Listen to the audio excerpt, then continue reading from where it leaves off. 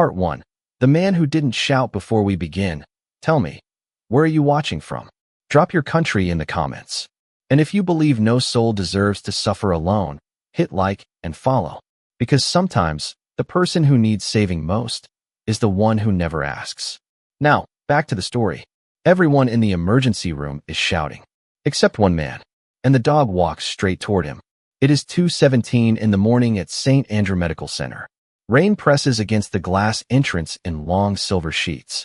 Ambulance lights sweep across the lobby, painting the white walls red, then blue, then red again. The emergency department smells of antiseptic, wet coats, and coffee that has been sitting too long beneath fluorescent lights. Behind half-closed curtains, cardiac monitors keep their steady rhythm. Beep, beep, beep. A child cries somewhere near tree-off. A woman argues with a receptionist. A young man slams both hands against the counter. My brother has been waiting for 40 minutes. Two security officers step closer. The automatic doors open again. 3 more people rush inside, carrying an injured teenager between them. Blood darkens the sleeve of his sweatshirt. His mother screams for help as nurses run forward with a stretcher. The waiting room fractures into panic. Chairs scrape across the floor. Voices rise. Someone knocks over a metal tray. A glass water pitcher falls and bursts into shining pieces. Through it all, Grace Sullivan does not raise her voice. At 38, Grace has spent 14 years working nights in emergency medicine. She has seen fear wear 1,000 faces. Sometimes fear screams. Sometimes it threatens. Sometimes it blames everyone in reach. And sometimes, fear sits alone in a dark corner and tries not to be noticed. Grace stands near the nurse's station in navy scrubs, her blonde hair tied beneath a surgical cap. Her eyes move across the room, calm and precise. Beside her sits Valor. The German Shepherd is large, sable-coated, and perfectly still. A dark working harness rests across his shoulders. Near his identification tag hangs a small brass compass, scratched by years of use. It no longer points north. Grace keeps it there anyway. Valor watches the chaos without barking. He ignores the shouting man. He ignores the shattered glass. He ignores the teenager being carried through the treatment doors. Then his ears lift. His head turns. Not toward the loudest person in the room. Toward the farthest corner. A man in a rain-soaked coat sits beneath a window with his head lowered. He appears to be in his early 60s. His silver hair is wet. Mud stains the edges of his boots. His hands are locked together so tightly that his knuckles have turned pale. He has not spoken. He has not checked in. He has not looked at anyone. Valor rises. Grace feels the leash tighten slightly in her hand. Easy, she whispers. But the dog is not agitated. He is certain. Valor takes one step. Then another. Grace studies the stranger. There is no visible injury. No blood. No obvious medical emergency. But something about the man's stillness feels wrong. Too controlled. Too quiet. As though every part of him is working to keep one final wall from breaking. The charge nurse calls Grace's name. We need another pair of hands in trauma too. Grace looks toward the treatment hallway. Then back at Valor. The dog has not moved his eyes from the silent man. 5 years earlier, Grace had learned the most important rule of working beside him. When Valor refuses to look away, she pays attention. Grace leans close to his ear. One quiet command. Show me. Valor walks. Around them, the emergency room continues to unravel. But the German Shepherd crosses the polished floor as though the noise belongs to another world. People step aside. Not because he frightens them. Because something in his calm makes them remember their own. The man finally lifts his head. His eyes meet Valor's. And for one brief second, Grace sees terror. Not fear of the dog. Fear of being found. Valor stops 3 feet away. He lowers himself slowly onto the floor. He does not reach for the man. He does not whine. He simply stays. Grace kneels beside him. My name is Grace, she says softly. This is Valor. The stranger says nothing. Grace waits. Rain trembles against the window behind him. A monitor alarms in the distance, then goes quiet. The man looks toward the entrance as though considering whether he can still leave. Grace does not block his way. We noticed you've been sitting here for a while. His voice is rough when it finally comes. I didn't come for treatment. Grace nods. All right. I don't want to cause trouble. You're not causing trouble. His eyes fall toward Valor. The German Shepherd's amber gaze remains steady. The man swallows. I was hoping no one would notice me. Valor moves then. Only a few inches. Just enough for his shoulder to rest against the man's knee. The stranger closes his eyes. His hands slowly unlock. And in the middle of the loudest room in the building, one invisible emergency finally begins to breathe. Hashtag part 2. The weight he carried, the man keeps one hand suspended above Valor's head. He seems unsure whether he is allowed to touch him. Valor solves the question by leaning closer. The man's fingers settle into the warm fur behind his ears. His shoulders drop. Not completely. Just enough for Grace to see how much strength it has taken to hold them up. My wife used to say dogs know when a person is lying, the man whispers. Grace gives the faintest smile. Valor usually knows when someone is hurting. The stranger looks down. That too. Around them, the waiting room begins to soften. The man who struck the counter now stands beside his brother's empty chair, breathing slower. A mother wraps a blanket around her sleeping daughter. A security officer quietly sweeps the broken glass into a yellow container. No one announces that the crisis has passed. It simply loses its grip. Grace remains kneeling. What should I call you? The man hesitates. Daniel. Daniel what? Mercer. Valor's head rises slightly at the name, though Grace knows it means nothing to him. Or should mean nothing. Daniel notices the movement. He always did that. Grace waits. Daniel reaches inside his coat. For a moment, his hand disappears beneath the wet fabric, and one security officer shifts his stance across the room. Grace does not move. Daniel withdraws a photograph. Its corners are soft. A crack runs through the faded plastic sleeve protecting it. The picture shows a younger Daniel standing beneath the entrance awning of St. Andrew Medical Center. Beside him sits a German shepherd wearing a blue therapy vest. The dog's ears stand high. His eyes are bright. Around his neck hangs a small brass compass.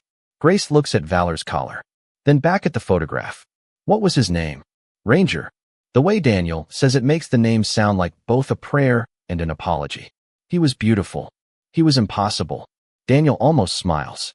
He failed his first obedience assessment because he left the course to sit beside a crying boy. Grace looks down at Valor. That sounds familiar. Daniel runs his thumb across the photograph. Ranger and I volunteered here every Thursday for 11 years. Pediatrics, oncology, veterans recovery, wherever they needed us. Grace glances toward the treatment doors. You worked here? Not exactly.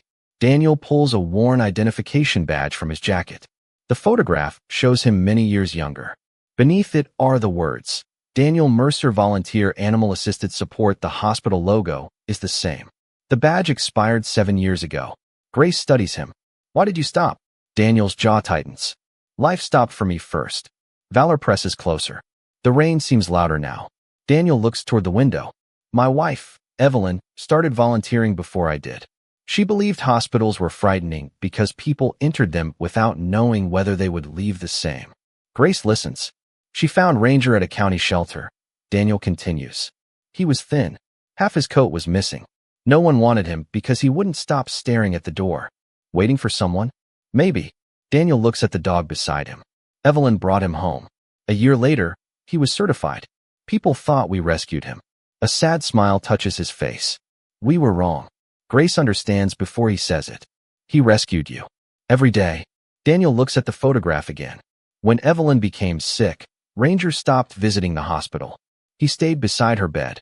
For 8 months, he barely left the room. His voice becomes thinner. He was there when she died. Grace lowers her eyes.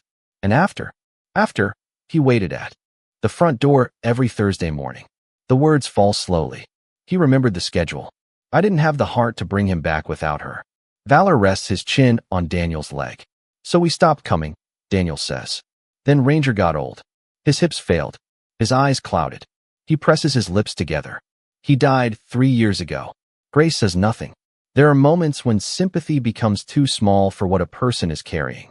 Daniel folds the photograph. I drove past this hospital every Thursday after that. Why? I told myself I might come inside. But you didn't. No, what changed tonight? Daniel looks toward the sliding doors. I parked across the street for almost an hour. His thumb rubs the expired badge. I thought maybe I could ask if anyone remembered him. Grace glances at Valor. Then why didn't you check in? Daniel's face hardens with embarrassment. Because when I walked through those doors, everything came back. The old hallways. The smell. The lights. The voices. his wife's hand resting on Ranger's neck. The last morning they had all stood here together. I sat down, Daniel says, and I couldn't move. Grace looks at the man in front of her. He has not come for medicine. He has come because grief has finally cornered him in the last place he ever felt whole. Daniel slips the photograph back into his coat. I should go. He starts to stand. Valor does not. The dog remains across Daniel's feet, not trapping him, but forcing him to choose whether he truly wants to step away. Daniel looks down. Valor looks back. Then a voice comes from behind the volunteer desk. Ranger. The room seems to stop. An elderly woman stands beneath the soft light of the lobby. Her silver hair is pinned neatly behind her head. A blue volunteer sweater hangs from her shoulders. One hand covers her mouth. She is staring at Valor, then at Daniel. Her eyes fill. No, she whispers. Not Ranger. She takes one uncertain step forward. Daniel. Hashtag part 3. The woman who remembered Daniel turns slowly. For several seconds, recognition does not come. The woman walks closer. Her volunteer badge reads, Margaret Collins, 27 years of service. She looks older than the woman Daniel remembers. Smaller, but her smile is the same. Margaret. The name breaks something open inside him. She reaches him and places both hands around one of his. I knew that coat, she says. You wore it every winter. Daniel laughs once. A broken, disbelieving sound. I thought you retired. I tried. Margaret looks at Valor. But this place has a way of calling people back. Daniel's eyes drop. I wasn't sure anyone would remember us. Margaret's expression changes. Not anger. Something gentler.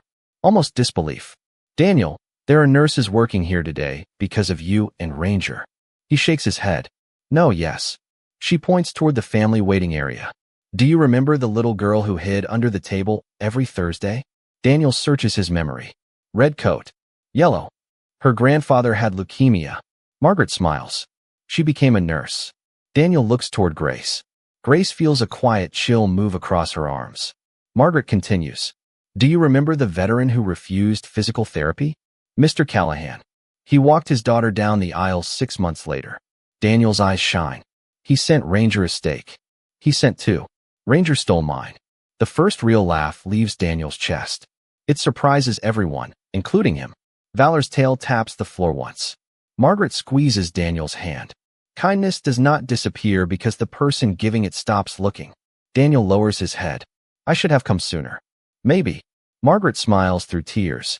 But you came tonight. Behind them, a nurse pushes a wheelchair through the lobby. The world resumes. Yet Daniel remains caught between who he was and who he might still become. Margaret studies the photograph in his hand. Is that Ranger? Daniel nods. She touches the plastic sleeve carefully. I have something that belongs to him. Daniel looks up. What? Margaret turns toward a low bookshelf in the family waiting area. Children's books lean between old magazines. Coloring pages sit in plastic trays. Thank you cards cover one side of the wall. On the lowest shelf rests a small wooden box. Dark oak. Worn edges. A brass latch. Dust lies across the lid except for one clean line, where someone has touched it recently. Valor stands. He walks toward the shelf without being told. Grace follows. Daniel and Margaret come behind them. What is that? Daniel asks. We called it the memory box, Margaret says. Families used to leave notes for staff and volunteers. I remember. After you stopped coming, we tried to send some of Ranger's letters to you. Daniel's face tightens. I moved after Evelyn died. We never found the new address. Margaret kneels with difficulty and opens the box. Inside are dozens of folded letters, crayon drawings, old photographs, hospital bracelets, a faded ribbon, a paper paw print. Valor lowers his nose near the opening. He does not disturb anything. He simply breathes in the scent of years. Margaret moves several notes aside. Then she stops. At the bottom lies a cream-colored envelope sealed with a blue paw print sticker. Across the front, written in careful handwriting, are 6 words, for the dog who stayed with me. Daniel's breath catches. Margaret looks at him. This arrived after your final visit. He does not reach for it. Grace sees fear return to his eyes. Not the fear of danger. The fear of receiving love after spending years believing it had been forgotten. You don't have to open it, Grace says. Daniel looks down at Valor. The German shepherd sits beside the box. The scratched compass on his collar catches the overhead light. Daniel touches the leather pouch beneath his coat. Slowly, He takes out Ranger's old compass. The two pieces of brass gleam only inches apart, one hanging from a living dog, one warmed by the hand of a grieving man. Daniel reaches for the envelope. Hashtag part 4. For the dog who stayed, the paper trembles between Daniel's fingers. The envelope has yellowed. The paw print seal has faded almost gray. He opens it carefully, as though one careless movement might damage the years held inside. Grace steps back. Margaret stands beside her. Valor stays at Daniel's knee. The letter is only one page. Daniel begins reading silently. His eyes move across the first line, then stop. His mouth opens, but no sound comes. He tries again. My name is Anna. His voice cracks. He swallows. When I was 8 years old, my grandfather got very sick. Every Thursday, my mother brought me to St. Andrew because no one else could watch me. Daniel pauses. Margaret closes her eyes. She remembers. I hated the hospital. Daniel continues. The lights hurt my eyes. The machines frightened me. Adults whispered when they thought I wasn't listening. He grips the page more tightly. One Thursday, I hid beneath a table in the waiting room. Daniel looks at Margaret. The yellow coat. Margaret nods. Daniel returns to the letter. A German shepherd crawled beneath the table and lay beside me. His name was Ranger. He did not pull me out. He did not make me talk. He just stayed. Across the waiting room, conversations grow quieter. A father lifts his sleeping child from one chair to another. A young nurse stops near the hallway, listening. Daniel continues. My grandfather died 3 months later. The last time I saw him awake, Ranger was sitting beside his bed. Grandpa told me that brave people are not always the ones who fight. Sometimes they are the ones who stay when fighting is over. Daniel's voice disappears. Grace feels tears gathering in her own eyes. Valor gently presses his shoulder against Daniel's leg. Daniel breathes, then reads the final paragraph. I am writing because I have been accepted into nursing school. I want to work in emergency medicine. I want frightened people to feel less alone. I do not know whether dogs understand thank you letters, but I hope you will read this to Ranger. His eyes close. The last sentence waits. When Daniel finally speaks it, his voice is barely a whisper. He taught me that staying can save a life. No one moves. The emergency department does not become silent. It never can. Monitors continue. Shoes move across tile. Phones ring. An ambulance arrives. But for 3 long seconds, the entire room seems to hold the same breath. Daniel folds the letter against his chest. I never knew. Margaret wipes her cheek. That is the difficult thing about kindness, she says. Most of the time, we never see where it goes. Daniel looks toward the photograph of Ranger. I thought we were just filling empty hours. Grace shakes her head. No hour is empty when someone is less afraid because you were there. Daniel's gaze drops to Valor. The German shepherd's eyes are soft, patient, present, just as Ranger had been beneath a table years earlier. A young woman standing near the treatment doors steps forward. She wears pale blue scrubs. An identification badge hangs from her pocket. Her face is wet with tears. Mr. Mercer? Daniel turns. The woman is in her early 30s. Dark hair, brown eyes. A small silver paw print charm hangs from her lanyard. My name is Anna Reynolds. The letter slips slightly in Daniel's hands. She takes another step. I wrote that. Margaret covers her mouth. Grace feels the moment land across the room like light. Daniel stares at Anna. You became a nurse. Anna nods. Emergency medicine. Here. For 6 years.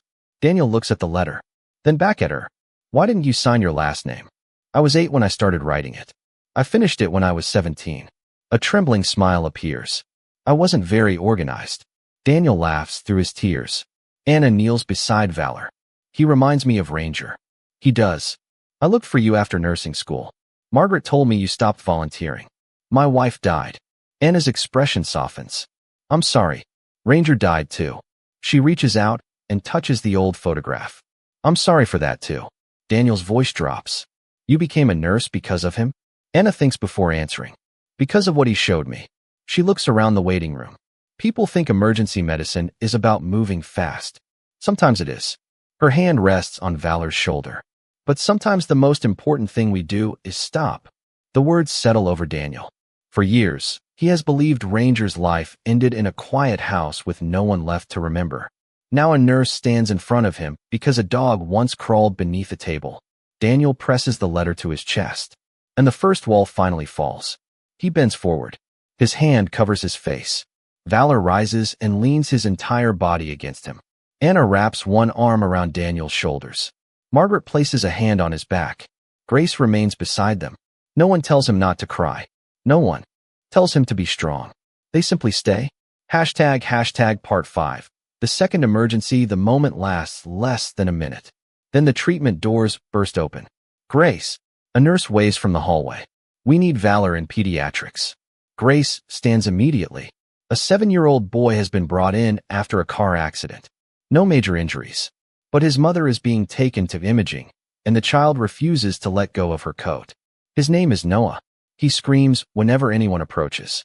Grace looks at Daniel. I have to go. Daniel nods, wiping his face. Of course. Valor remains at Daniel's side.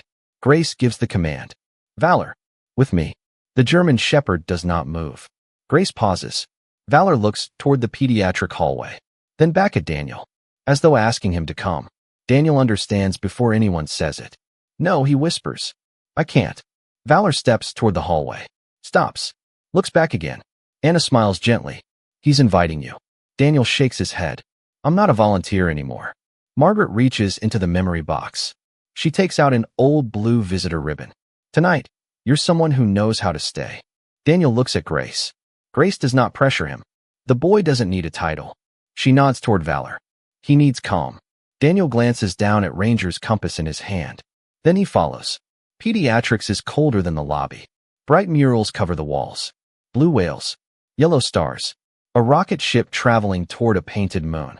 Noah sits against the far wall in an examination room, clutching his mother's wet coat. His cheeks are red from crying. A doctor kneels nearby, but cannot get close enough to examine him. I want my mom. She's right down the hall, the doctor says. We need to make sure she's okay. No. Grace enters first. Valor follows. Noah freezes.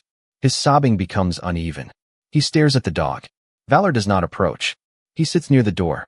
Daniel stops behind Grace.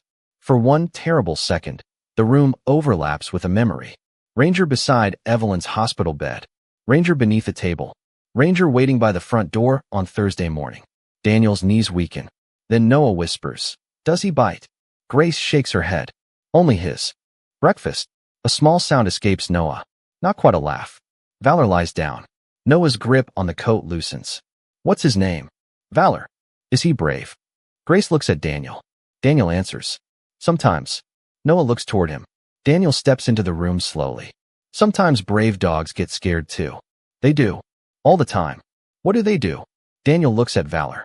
They find someone to sit beside. Noah studies the dog, then pats the floor near him.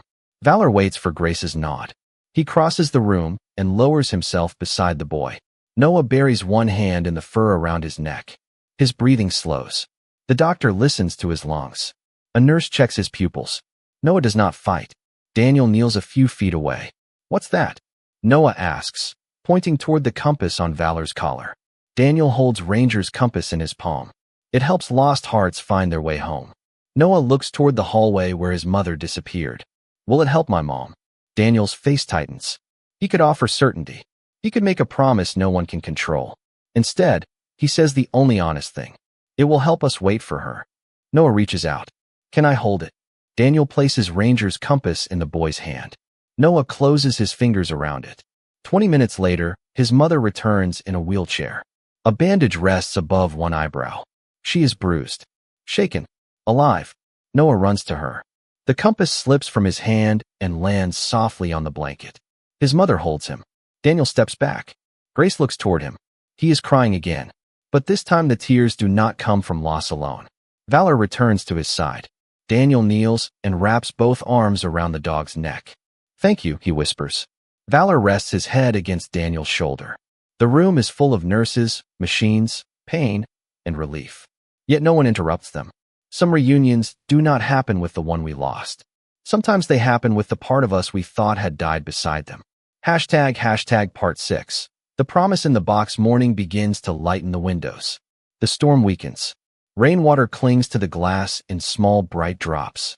Daniel returns to the lobby with Grace and Valor. The shattered pitcher has been cleaned. Away. The angry visitors are gone. Fresh coffee has arrived. The emergency room looks almost ordinary. But Daniel does not. He He stands straighter, not healed. Grief does not disappear because of one beautiful night, but he is no longer hiding inside it. Anna places the letter back into its envelope. This belongs to you. Daniel shakes his head. It belongs here. He looks toward the memory box. Someone else may need it. Margaret smiles. Daniel places the envelope inside. Then he removes Ranger's expired volunteer badge from his coat. He rests it beside the letter. Grace watches. Are you sure? Daniel nods. I spent years carrying these things because I thought putting them down meant leaving him behind. His eyes move toward Valor. Now I think carrying everything alone was the thing that kept me from him. Anna takes a blank card from the volunteer desk. She hands it to Daniel. What are you doing? Adding another note. He looks at the card, then begins writing. His handwriting is uneven. The first line takes time. When he finishes, he folds the card once and places it inside the box. Grace does not ask what it says. Daniel closes the lid. Valor nudges it gently with his nose. The brass latch clicks into place. Margaret looks toward the clock. Thursday morning. Daniel follows her gaze. It is 6:03, the day he and Ranger once came to volunteer. Margaret steps behind the desk and opens a drawer. She removes a new application form. Animal-assisted support isn't the only volunteer work we have. Daniel looks at the paper. I don't know if I'm ready. No one does. I haven't done this in years. People still get lost in the same hallways. He gives her a tired smile. You always were persistent. It's how I survived 27 years here. Daniel takes the form. Grace watches his fingers close around it. The gesture is small. No music swells. No one applauds. A man simply chooses not to leave yet. But sometimes redemption arrives exactly that way. Not as a victory, as a decision. Daniel sits at the desk and begins filling in his name. Valor settles beneath the chair. Grace returns to her charts. Anna goes back to pediatrics. Margaret makes fresh coffee. The hospital continues. And beneath the ordinary movement of another dawn, an old promise begins again. Part 7. Thursdays 3 weeks later, autumn sunlight pours through the same glass entrance. The rain is gone. Outside, maple leaves turn gold along the hospital walkway. Grace enters at 7 o'clock in the morning with Valor beside her. The German Shepherd pauses near the volunteer office. His tail moves. Daniel stands behind the desk wearing a new blue volunteer jacket. The jacket is slightly too large. His identification badge looks too bright against the fabric. He carries a canvas bag filled with children's books, puzzle sheets, and individually wrapped crackers. Margaret stands beside him. You're early, Grace says. Daniel checks the clock. Ranger hated being late. Valor walks directly toward him. Daniel kneels. Good morning, partner. The dog leans against his chest. Grace notices that Daniel now wears Ranger's compass on a leather cord around his neck. Not hidden beneath his shirt. Visible. Alive in the light. What's your assignment? She asks. Family waiting area. Margaret answers for him. He's supposed to offer directions and coffee. Daniel lifts the bag. I brought emergency dinosaur books. Grace nods solemnly. Essential equipment. The morning becomes busy. A grandmother cannot find radiology. Daniel walks with her instead of pointing. A young father needs a phone charger. Daniel finds one. A frightened teenager waits alone while her mother is in surgery. Daniel sits 2 chairs away and says nothing until she speaks first. Valor moves through the lobby beside Grace, but every so often, he returns to Daniel. Checking. Reminding. Staying. Near noon, a little girl enters wearing a yellow coat. She clutches a stuffed rabbit and refuses to release her father's hand.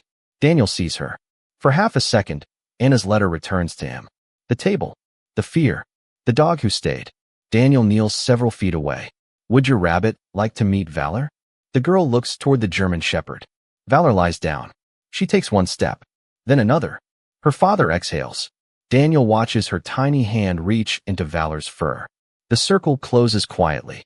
No one in the lobby knows what they are witnessing.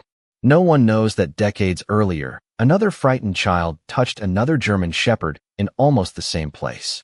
But kindness does not require an audience to become a legacy. It only requires someone willing to continue it. That afternoon, Daniel opens the memory box. There are new letters inside. A mother thanks a nurse for holding her hand during bad news. A teenager thanks a security guard for finding his lost backpack. A child has drawn Valor wearing a red cape. Daniel smiles. Then he sees his own folded card. He removes it. Grace stands nearby. You never told me what you wrote. Daniel opens the note. He reads it aloud. For Ranger, I thought I failed you because I stopped coming. Tonight, another dog reminded me that love does not ask us to remain where we lost it. It asks us to carry it forward. I am trying. Grace looks toward Valor. The compass on his collar no longer points north. But as the dog walks toward a frightened family near the entrance, it swings in exactly the right direction. ## Part 8. The night the lights went out, winter comes early that year. One Thursday evening, snow begins falling over St. Andrew Medical Center. By midnight, ice covers the roads. At 1:42, a transformer fails. Half the emergency room goes dark. Backup lights flicker on. Monitors switch to emergency power. A child screams. People rise from their chairs. The old panic returns quickly. Grace calls for calm. Staff members move with flashlights. Generators hum somewhere beneath the building. Valor stands beside the nurse's station, alert but steady. Daniel is near the entrance helping a family with paperwork. In the darkness, an elderly man falls. Daniel reaches him first. I've got you. A mother becomes separated from her daughter. Margaret calls the child's name. Valor finds her behind a row of chairs and guides Grace toward her. For 12 minutes, St. Andrew operates beneath dim amber lights. No dramatic rescue appears in the news. No one kicks down a door. No one wins a medal. People simply choose not to abandon one another in the dark. When the power returns, applause rises from somewhere in the waiting room. Grace sees Daniel sitting on the floor beside the elderly man who fell. The man's hand rests on Daniel's shoulder. Valor lies on the other side of him. Two steady bodies holding one frightened person between them. Grace thinks of Ranger, of Evelyn, of Anna beneath the table, of Noah holding the compass, of all the people whose names will never appear in the same story, though their kindness travels from one life to another like a light passed carefully through darkness. Later, Daniel stands beside the memory box. He adds a new card. This one says, for the people who stayed when the lights went out. He closes the lid. Grace approaches. You know, she says, when Valor first walked toward you, I thought he sensed you were in danger. Daniel looks at the dog resting beside him. He did. Grace studies him. Daniel touches Ranger's compass. I just wasn't the kind of danger people could see. Valor rises and places his head beneath Daniel's hand. Outside, snow covers the city. Inside, the hospital glows again. ## Part 9. The direction home 1 year passes. St. Andrew Medical Center creates a new volunteer program. They call it the Ranger Project. Not because Ranger performed a single extraordinary act, because he performed thousands of ordinary ones. He stayed beside frightened children. He rested near veterans who could not sleep. He waited outside treatment rooms. He sat with families after doctors ran out of words. A photograph of Ranger hangs beside the volunteer office. Below it rests a small plaque. Some dogs follow commands. The rare ones follow broken hearts. Anna helps train new nurses in patient-centered care. Margaret finally reduces her schedule to 3 days a week, though no one believes she will ever truly retire. Grace continues working nights. Valor's muzzle begins to gray. He moves a little slower now, but he still notices. One winter morning, a young nursing student stands near the automatic doors, frozen before her first clinical shift. Her notebook is pressed against her chest. Her eyes move across the emergency room with quiet panic. Valor leaves Grace's side. He walks toward the student. He sits. She looks down. I think he knows I'm terrified. Grace smiles. He probably does. The student kneels and touches his fur. Her breathing slows. Daniel watches from the volunteer desk. He wears Ranger's compass over his blue jacket. On the shelf behind him, the memory box is nearly full. Letters, drawings, photographs, tiny pieces of gratitude that would otherwise have disappeared. A boy walks in holding his father's hand. Valor turns. The boy looks frightened. Grace rests one hand on the German shepherd's shoulder. No command is necessary. Valor walks forward. Daniel watches him go. The small brass compass swings from his collar. Still broken. Still useless to anyone searching for north. Yet somehow, it always leads toward the person who needs him most. Daniel touches the compass at his own chest. For years, he believed home was a place he had lost. A house where Evelyn no longer waited. A Thursday morning without Ranger beside the door. A hospital he could no longer enter. Now he understands. Home is not always where grief began. Sometimes home is the place where grief finally becomes useful. where loss becomes compassion, where memory becomes service, where one soul's mercy becomes another soul's reason to remain. Grace and valor reach the frightened boy. The dog lowers himself. The boy extends one uncertain hand. Daniel smiles. The hospital doors open again. Cold morning light spills across the floor. Another family enters. Another invisible burden crosses the threshold. Another story begins. No thunder. No impossible sign. Only a nurse.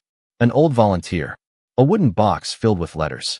And a German shepherd who never needs to bark to remind the world of something it keeps forgetting. The smallest act of mercy does not save only one soul. Sometimes it saves two. And sometimes, long after the dog who began it is gone, that mercy keeps walking, on quiet feet, through automatic doors, toward whoever still needs help finding the direction home.